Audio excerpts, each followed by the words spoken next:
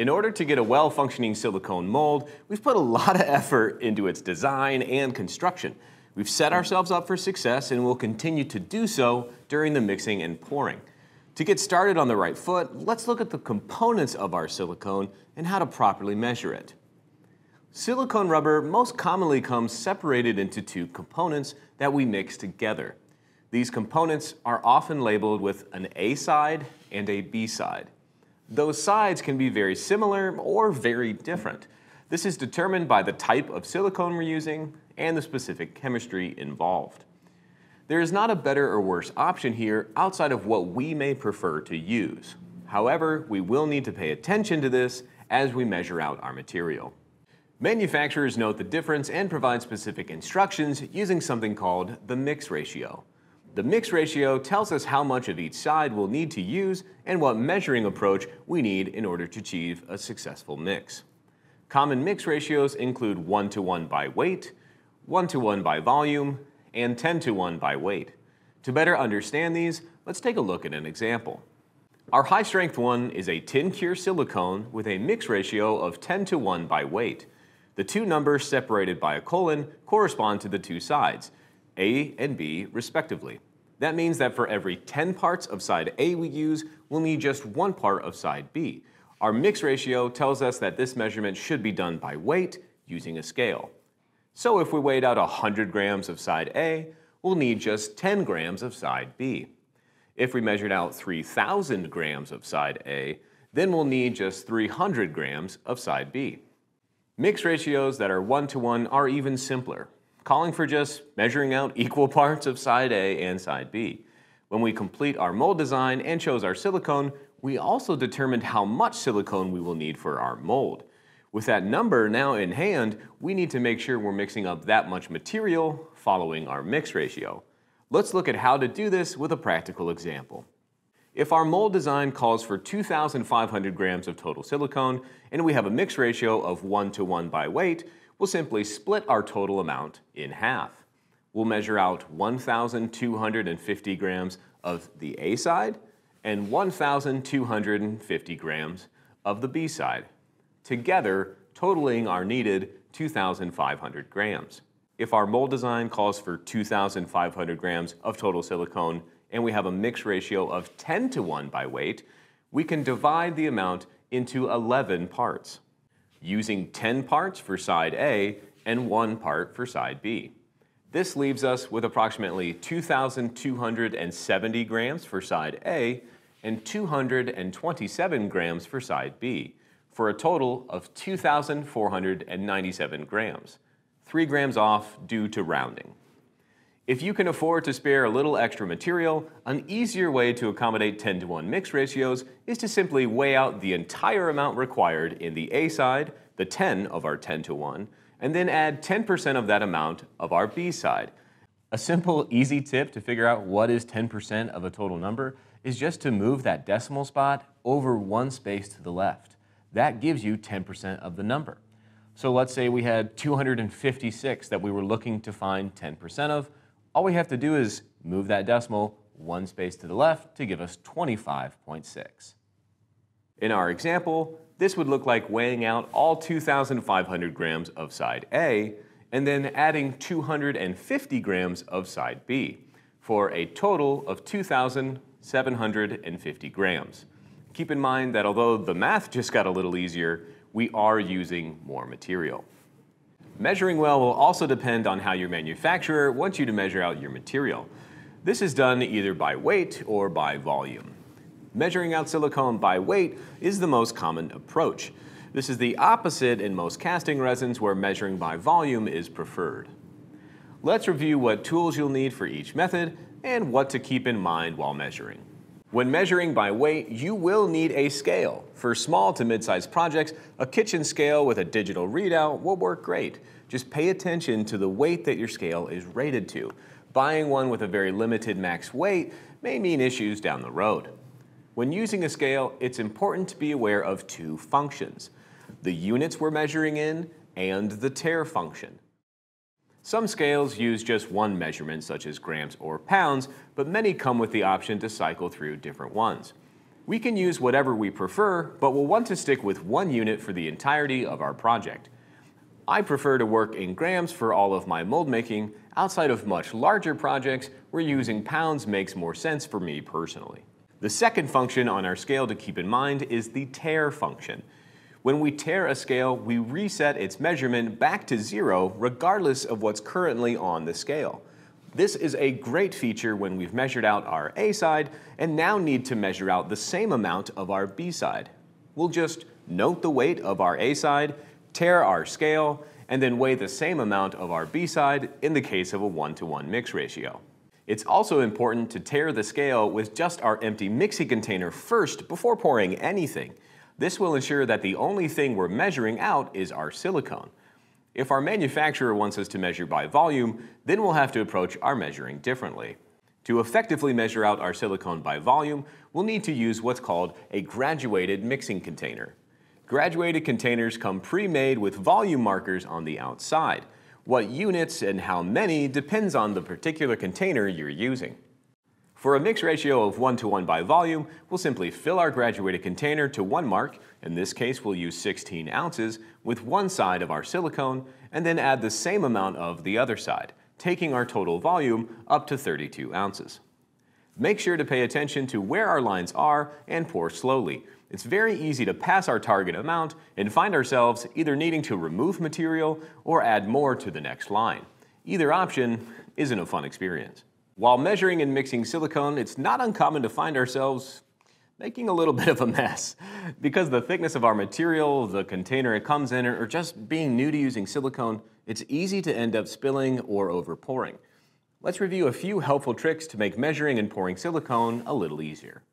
Silicones often come in buckets with a removable top. This is great when we're pouring large amounts, but when we just need a little bit, or when we're getting close to our desired weight or volume, it can be really difficult to pour just what you need. It's best to slow our pour significantly as we get closer to our desired amount, even stopping the pour entirely and using a stir stick just to dole out small amounts as we inch closer and closer. This also prevents us from quickly jerking our bucket and pouring silicone all over our container, leaving us with a mess. If you don't have a stir stick handy, simply twisting the bucket when we're at our final weight will stop the silicone from pouring without creating a mess. It's also handy to have paper towel by our side to wipe the edges of our bucket. This prevents silicone from slowly running down our container. Remember to protect your work surface with plastic or another material like this craft paper here to keep any spills or drips from damaging your area. Let's complete our measuring knowledge with 3 helpful tips that can make this step of the process a little easier. Our first tip is to do our math ahead of time. When we're using a scale and focusing on a few things at once, it's helpful to have the weights we're aiming for already written down. That means doing our calculations before we start pouring. Otherwise, we may pause to do some math and our scale may shut off, losing our current measurement and leaving us in a bind. Trust me, I know this one from personal experience.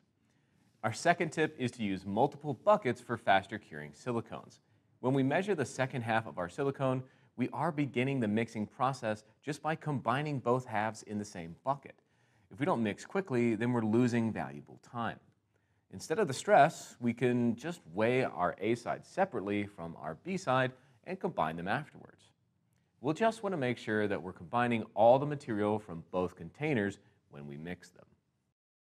Our third and final tip is using a mixing container that is at least twice as large as the amount of silicone we are using. This might seem like a waste at first glance, but when we go to degas our silicone in a later step, the silicone will need room to rise up and release air. If our silicone fills our container to the brim, there won't be any room left. We'll talk more about degassing, including knowing when you will and won't use it, in an upcoming video. But for now, let's just jump into mixing the silicone we've measured. This may seem like a straightforward activity for us, but there are a few critical things we'll need to keep in mind when mixing silicone. Let's go over the 5 mixing guidelines and get ourselves ready for our next step. The first mixing guideline is to start slow. Regardless of what mixing tool we're using, starting slow will give us a feel for the thickness of our material and a good gauge for what to expect. If we start too quickly, we may immediately spill material, throwing off our mixture. Once we have a good gauge for how our silicone will come together, we can pick a faster speed that we're more comfortable with. Our second guideline involves proper mixing style.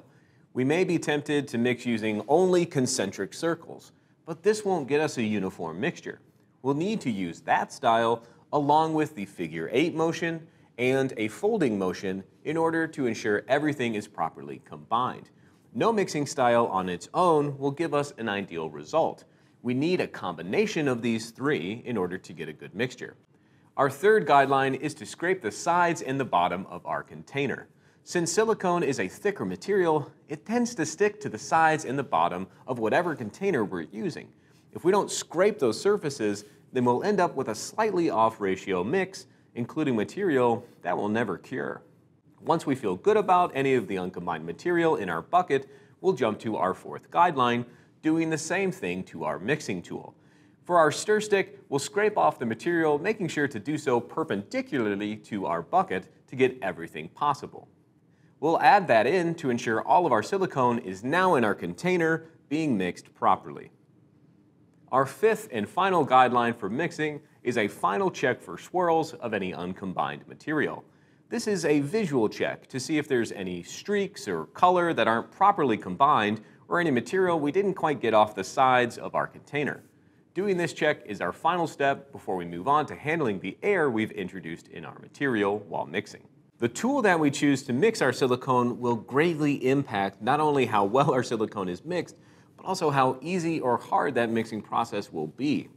Let's look at the common mixing tools we use, when to use them, and what factors to consider for each. There are many different mixing tool options out there, but the majority of the options boil down to two categories: wooden stir sticks and paddle mixers. Wooden stir sticks are the most common mixing tool we use when mixing silicone. The material does not interact with our silicone in any negative way. Their strength allows us to mix even thick material, and they're cost effective. This makes a wooden stir sticks our preferred tool for the vast majority of mixing situations, especially for amounts under 10 pounds. There are a variety of sizes that we can use, but our most common are the paint stir stick and craft or tongue depressors. These three sizes cover the majority of mixing that we'll be doing. The more material we have, the larger our container, and the larger our wooden stir stick will need to be. The downside of using a wooden stir stick is that this is a manual process. We will need to use some good old-fashioned elbow grease to get our material properly combined, especially when working with larger amounts or just thicker material. It's also important that we pay attention to the shape of our stir stick. Sticks with a rounded bottom, well, they don't necessarily come in contact with the bottom of our container as effectively as a stir stick with a flat bottom. We can account for this by either trimming our stir stick before we start or by being extra vigilant when mixing. Sometimes our arms just won't be up for the task of mixing our silicone. Larger amounts may exceed the size of our stir stick or just be too thick and heavy for us to properly mix without taking such a long time. For this situation, it's best that we use a paddle mixer. Paddle mixers are drill attachments that spin quickly, using that rotation and the faces of the paddle to work as an automatic stir stick. Paddle mixers are ideal for mixing large amounts of material that would be difficult to do so with just a stir stick. There are many different types of paddle mixers out there for different applications. The majority of them will work, but we should be aware of how the different styles impact our mixture. Paddle mixtures for paint often have large wing-like ends that do an excellent job of moving material, but aren't as effective for mixing thicker material, especially at high speeds. Thin wire mixers like kitchen hand mixers do cut through the material, allowing them to easily combine, but their limited thickness means that this is going to take a very long time. Our preferred paddle mixer is this one right here that falls between these two options, the flat metal-faced paddle. These are often used for grout and other paste-like materials similar to our silicone. They cut through our materials like the wire mixer, but have more surface area to move more material like our paint mixer. Now, it may be tempting to use a paddle mixer for everything, but there is a drawback we need to be aware of. Drill mixers introduce a substantial amount of air into our material that we will need to remove before we pour.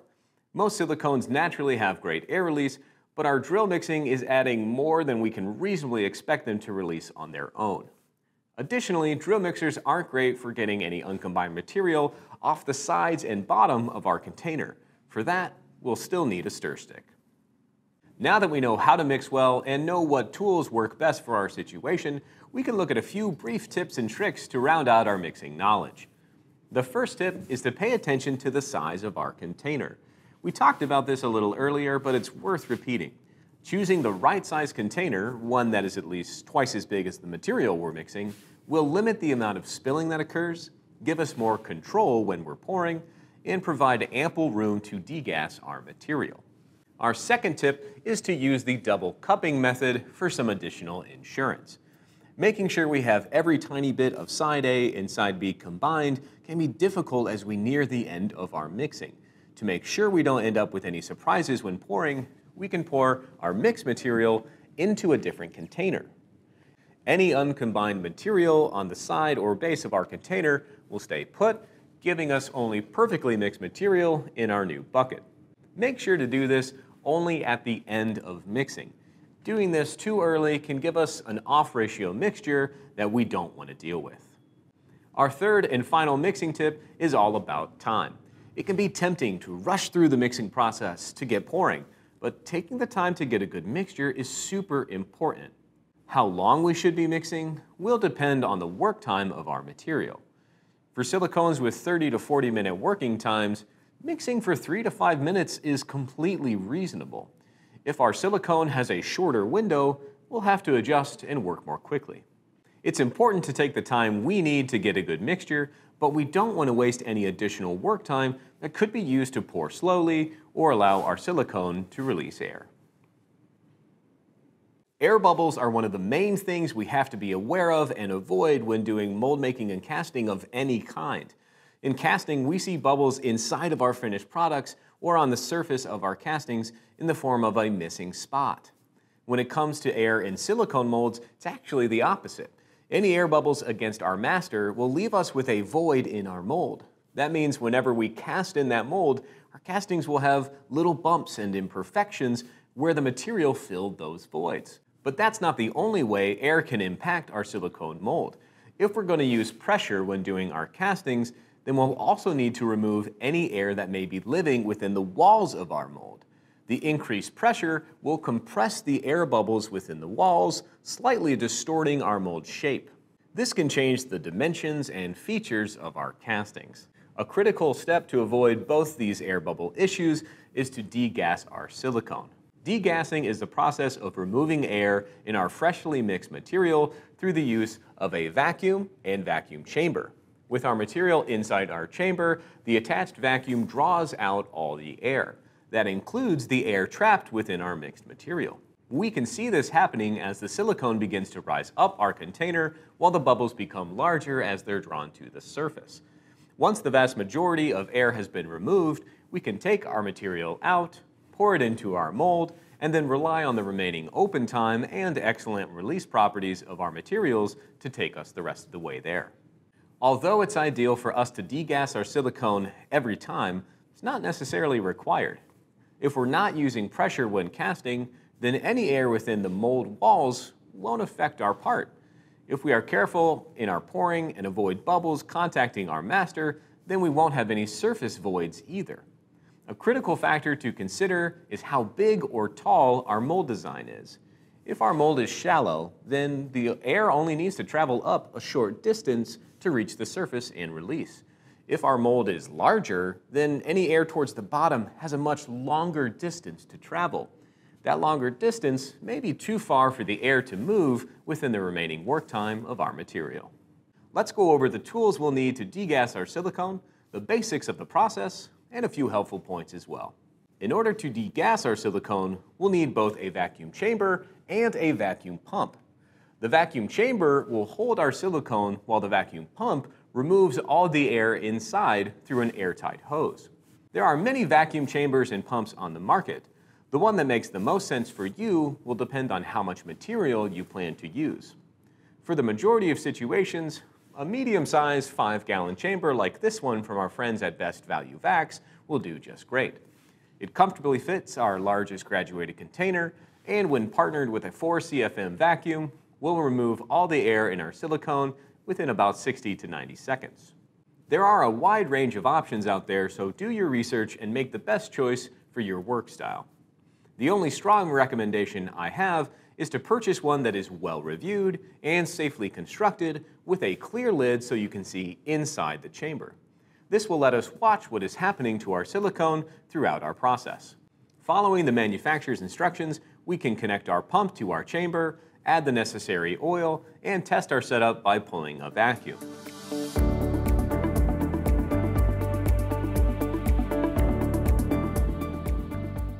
With everything running as expected, let's mix up some silicone and go through the process. First, we'll make sure our silicone is in a container that is at least twice as big as our total material. If our silicone fills the majority of our container, it won't have enough room to rise up and release the air. Next, we can remove the lid of our vacuum chamber and place our container inside. We'll put our lid back on our chamber and make sure that the rubber seal is evenly placed around the perimeter. It's important that we do this so that we pull a proper vacuum and so that we don't put any stress on our chamber. With our material inside and our lid properly on, we will close our air inlet valve and turn on our attached vacuum pump. With the air inlet closed, the vacuum pump will start to remove all the air inside the chamber through the connected hose. As it does, we can see that the vacuum is being pulled by watching the gauge on our chamber. Although we could operate things solely based on this gauge, we'll instead pay attention to what's happening inside of our silicone, since that's what we really care about.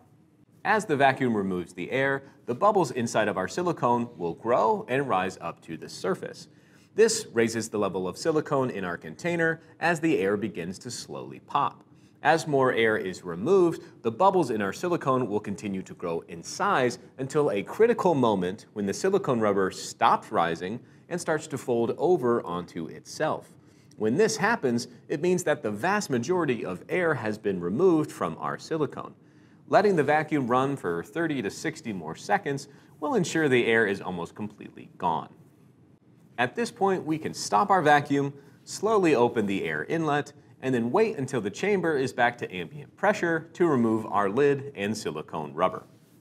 Once our silicone is out of the chamber, we can take it back to our workspace for pouring. Getting used to this process will take a few tries, but we will find ourselves comfortable with the process very quickly. Even though the degassing process is straightforward, there are some tips that can make this process easier and more successful. Let's review a few things to keep in mind throughout the process. It's common to find ourselves with the silicone almost overflowing before it has folded over onto itself. We don't want to stop our degassing before the air is removed, but we also don't want our silicone to run over our container and spill into our chamber. To avoid this, we can simply open the air inlet on our chamber briefly so that the silicone falls back down our container. We'll immediately close our air inlet again and allow the vacuum to continue to draw the air out until our material folds over onto itself. Another aspect to keep in mind while degassing is the viscosity of our silicone rubber. Depending on how thick our material is, we can expect it to degass more quickly or more slowly. Silicone with a lower viscosity will more easily release the air trapped inside. This makes for faster degassing with less overall rise in material. The opposite is true for thicker silicone. Very viscous material may take a very long time to degas and could even require a container 3 times as large to do so. Knowing exactly what to expect from your material and how to accommodate it will take experience, but starting with a container at least twice as big as our material will work in the majority of situations. Our last tip is to roll our container of silicone after degassing to see how much air may still be inside and to pop any air that may remain in some of our thicker silicones. This isn't necessary in many situations, but it does give us a gauge for what to expect as we begin pouring our material. Silicone rubber comes in a variety of colors and semi-translucent finishes. This is determined by the manufacturer and usually indicates what specific silicone it is within their product line. It's best to leave any pre-colored silicone as is from the manufacturer, but for non-dyed material, we can add a color of our choice. Doing so can help us identify certain molds, materials, projects, or even create a unique color that's our own if we intend to sell the molds we make. Many of our platinum cure silicones come in a semi-translucent finish. That means adding color is an easy option with these. For other silicones, we'll need to be much more careful since they are already dyed a certain color. We can add a slight amount of dye, but doing so may affect our material cure and isn't recommended. The amount of silicone dye to add is included in the directions and technical specifications. For our dye, we can add up to 1% of our total silicone weight. To add dye to our silicone, we'll need to take the total expected weight of our silicone in grams and multiply that by 0.01. The resulting number is the amount of dye in grams that we can add. Once we know the amount we'll need, we can pre-mix our dye and then add that amount to our silicone. For our 1-to-1 systems, we recommend adding and mixing it into the B side first. For a 10-to-1 system, we recommend adding and mixing it into the A side first. Once our dye has been added and thoroughly mixed into the appropriate side, we can measure out the second part of our silicone and continue with our process. Adding dye is an additional step that can add to the organization and finish of our molds. As we progress in our mold making, this will become an important piece to keeping ourselves and our business in proper order. We've done a lot of thinking and prepping to get ourselves to this moment. It's time for us to pour our silicone. This is the most critical step in our entire mold making process. If we follow our best practices and do so in the next step, we can expect to have a successful mold that we can rely on for its entire life. Let's go over what we want our silicone to do and the 3 key pouring principles that will make this critical step successful. When we pour our silicone, we want to do 2 things. First, we want our silicone to reach all the way around our master early on. This will ensure that our silicone level rises consistently up our part as we pour. Secondly, we want our silicone to rise up at a slow and steady rate. This ensures that the silicone makes its way into every nook and cranny. To make sure our silicone behaves this way, let's look at the key principles of pouring silicone we need to follow. Our first principle is to pour away from our part. When we pour our silicone into our mold, we may introduce a little bit of air in that process. This is normal and isn't something we need to be overly concerned about. However, to make sure that we aren't trapping any of that air on our master, we want to pour it away from our object and directly into the base of our mold box. Our second principle is to pour our silicone in just one spot. Pouring in a consistent location will ensure our silicone level rises at the same rate and limits air getting trapped and spread around our mold.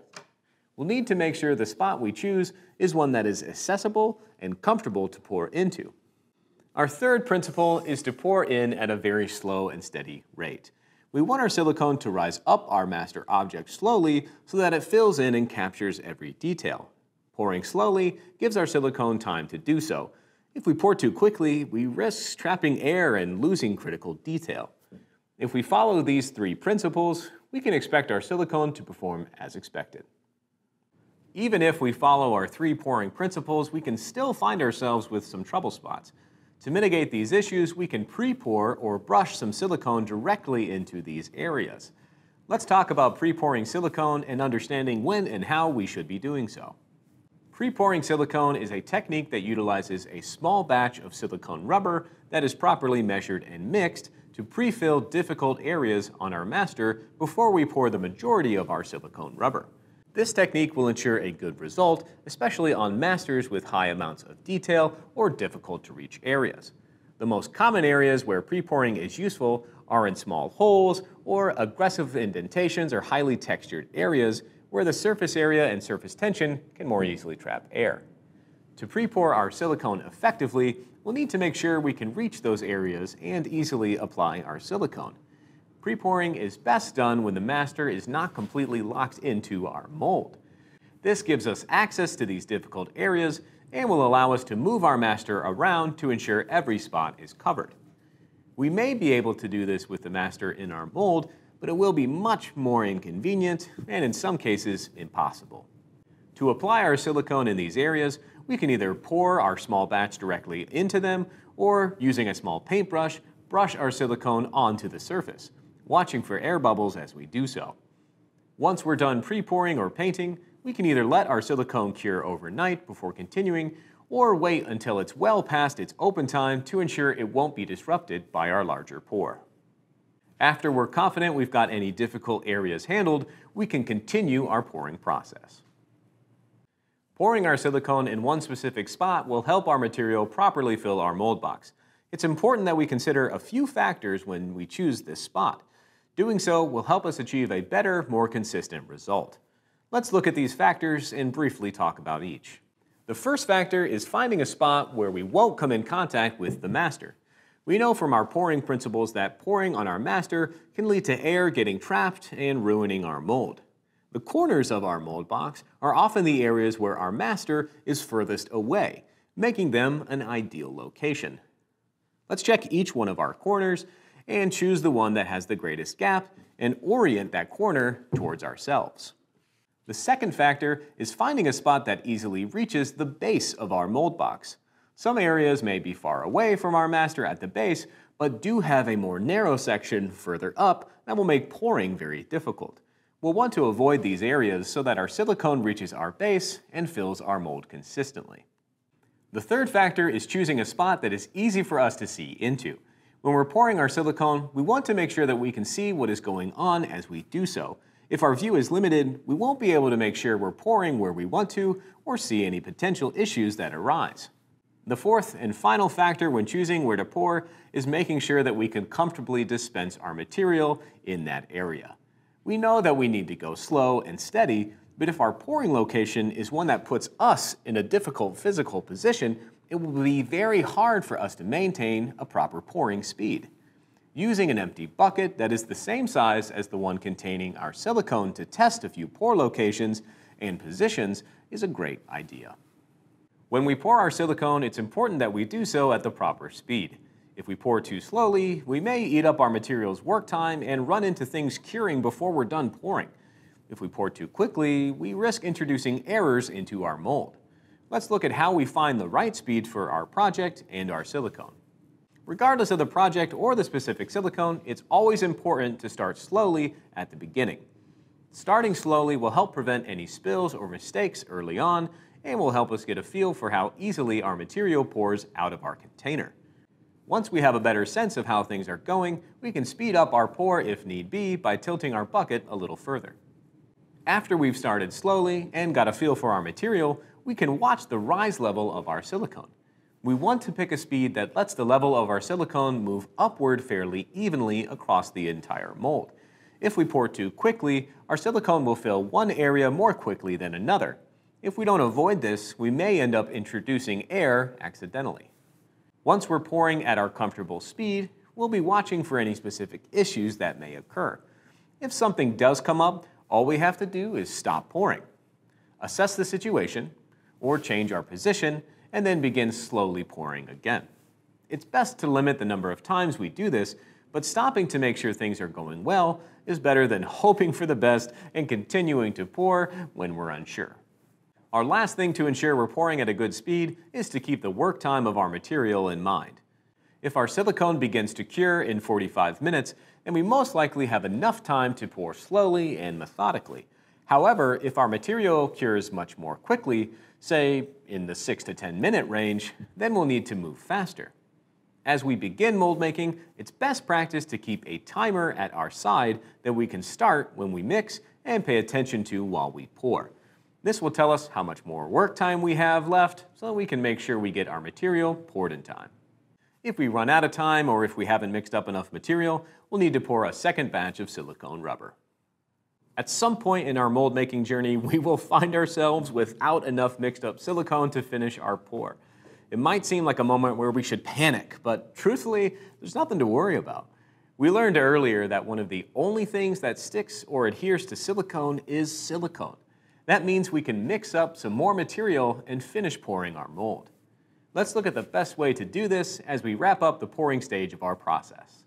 If we find ourselves short on mixed material, the first thing to do is roughly determine how much additional material we need. and then mix up that batch using the same mixing principles we learned earlier. Before we go ahead with mixing and pouring our second batch, we'll want to consider how much open time we have left in our first pour. It's best to pour our second batch of silicone when our material is still in its open time or barely past. If this isn't possible, then waiting until our first pour is cured may be a better option. The cured first pour and our new second batch will still adhere to each other chemically and won't cause any issues.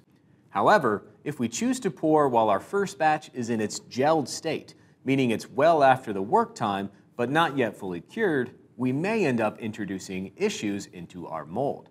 Our gelled material may pull away from our master or rise up unevenly since it's in a much more solid state.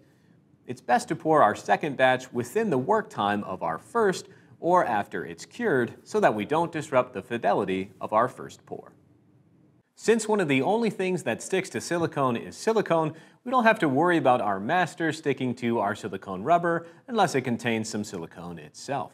However, if we are working with a porous material in our mold box like wood, or if we're going to do a two-part mold where silicone will be poured directly onto silicone, we'll want to use something called mold release. Mold release is a material that usually exists in either brush-on or aerosol form. It provides a barrier between two materials that we do not want to adhere to each other. In mold making, there are two main situations where this is important. The first situation is when our mold box or master is an extremely porous material that our silicone may try to mechanically bond to. Although it's different from a mechanical bond can make getting the silicone off of our mold box or master slightly more painful than it needs to be. Using a mold release on these porous materials before pouring our silicone will make this easier. Our second situation is when we're going to pour another section of our mold onto an already cured section of silicone. If we don't thoroughly apply a mold release, then our two silicone halves will bond together, making them impossible to remove from each other. We'll do this anytime we're creating a multi-part mold where our mold is done in two separate sections or more. Now that we know when we'll need a mold release during mold making, it's important that we know what kind of mold release we should use. Although the name may sound universal, not all mold releases are made for the same purpose. For mold making, we'll want a rubber-to-rubber mold release. Rubber-to-rubber mold releases are designed specifically for silicone mold making and will be our go-to during this process. If we don't pay attention and use another mold release that isn't made for silicone-to-silicone situations, we could end up with a chemically bonded silicone. Another type of mold release is used specifically during the casting process, when casting our silicone mold is cured. Adding a casting mold release will add some additional silicone materials to make sure our casting comes out easily. If we used this for silicone to silicone, it would only make our chemical bond stronger, and that's not what we want for mold making. Mold releases can come in aerosol or brush-on form. Either will work effectively as long as you can get thorough coverage. There are many dedicated mold releases on the market that you can purchase, or if you're starting out and want to save those purchases for later, you can use Vaseline as a rubber-to-rubber mold release. It will leave some residue that needs to be cleaned off, but it will work effectively. Although it's predominantly used during the casting portion of mold making and casting, pressure casting can be a helpful tool during mold making. Let's talk about what pressure casting is and what tools we'll need to do it. We know from our previous lesson that degassing our silicone using a vacuum chamber and vacuum pump removes almost all the air from our silicone. Pressure casting works in the opposite way. Instead of removing air from our chamber, we'll add air in to compress our material and shrink any air that may be inside. When we add more air into our sealed container holding our mold, we are increasing the overall pressure. That increase in overall pressure shrinks any small air bubbles that may still be in our silicone. However, unlike degassing, we are only shrinking the air bubbles, not removing them. Allowing the silicone to cure under this pressure helps lock in the air bubbles at a microscopic level, but they are technically still in there. Pressure casting our silicone mold is a good idea when we know that our silicone may have difficulty releasing air, or when there are a substantial amount of small details that we are concerned may attract an air bubble. The majority of the time we spend mold making will not require the use of pressure casting, but knowing how and what you'll need to do so is important as we continue to advance to more complex projects. To pressure cast, we'll need an air compressor and a dedicated pressure pot. The pressure pot is an extremely durable and well-sealed metal container that is built to withstand the high pressures.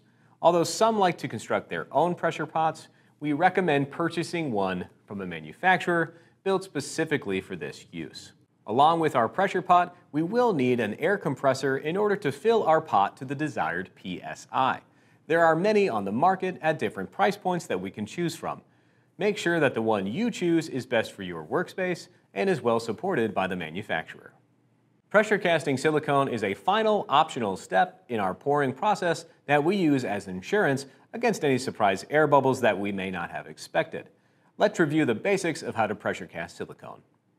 After we have poured our silicone into our mold box, we will transfer the entire mold box into our pressure pot.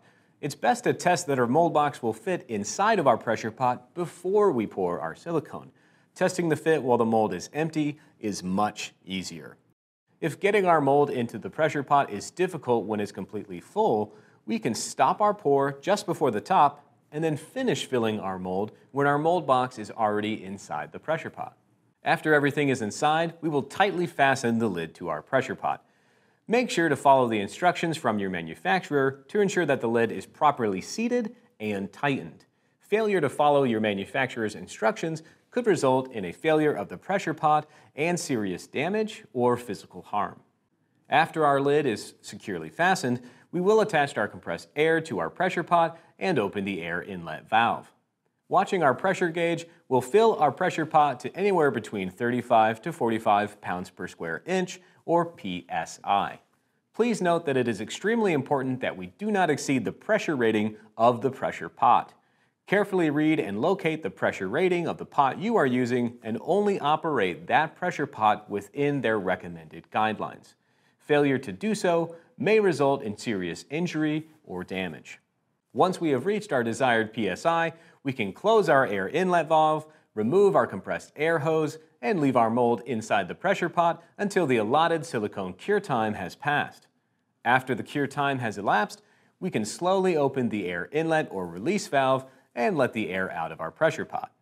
Once the pressure has returned to normal and all of the air has been removed, we can unfasten our lid and remove our mold.